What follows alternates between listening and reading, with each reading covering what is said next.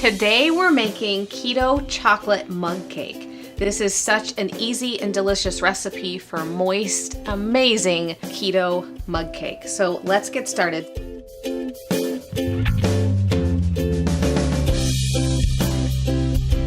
Today we're doing a keto chocolate mug cake, and we're going to start by activating the cocoa powder. So to do this, we're going to add our water that's just off of a boil. So that's 2 tablespoons of boiling water. And then we're going to add our 4 teaspoons of cocoa powder. And then we're going to put in our sugar substitute. So today I'm using Boca Sweet for my sugar substitute. I find that this one makes the lightest, fluffiest, moistest cakes. And we're just gonna whisk this together. So activating the cocoa powder with hot water is a trick that I learned years ago in some article or another about how to make boxed cake mixes taste more like homemade cake mixes. So activating the cocoa powder with the hot water just brings out a really nice depth of flavor of the cocoa powder. So you just want to whisk this until the sugar substitute is dissolved and the cocoa powder is completely combined.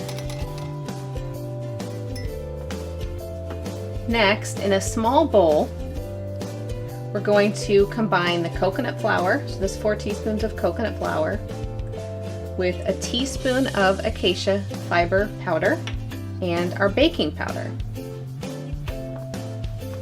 Stir that up, and if you see any lumps, just use the back of your smooth spoon to break those lumps up so it's nice and smooth. Just let that sit there for a moment.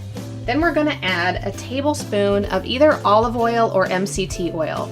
Now this keto chocolate mug cake is packed full of MCTs from the coconut flour we're using for the cake, and I'm bringing it up another level today by using MCT oil as the oil in this recipe.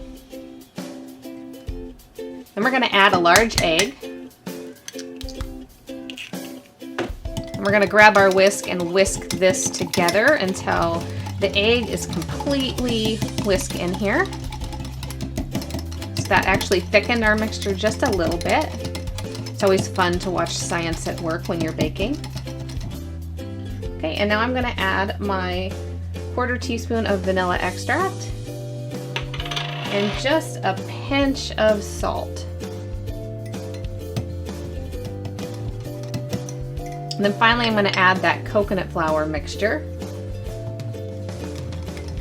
And then we're going to mix this for 60 seconds.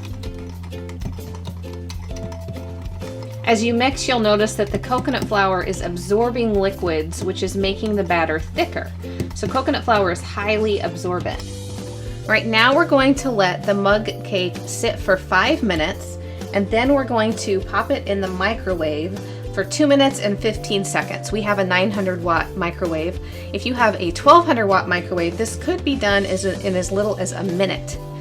The key here is, if the cake is dry, you overcooked it and you need to do less time. So when I test a recipe like this, I'll put it in for a minute, take a peek, and then do 30 seconds at a time until you can tell the center is done.